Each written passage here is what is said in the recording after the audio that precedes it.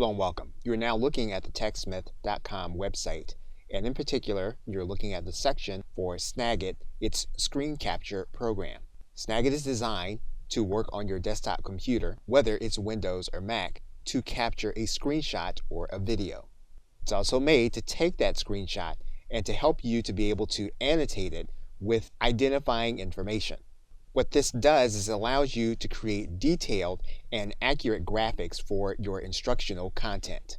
The program integrates with other applications, specifically both Microsoft and Google, in addition to Evernote, YouTube, Dropbox, and others. Now, although the program is not Camtasia, it does function as a screen recorder, allowing you to record yourself working through specific steps. That means then that you are allowed to record your webcam as well as audio content. You can create animated GIFs, trim down video clips, and then record your entire iOS screen. Now, Snagit starts with a free trial as well as allowing you to buy the program outright. It's possible that you may already have a version of Snagit on your personal computer. In that case, you can upgrade that version for less than the full price.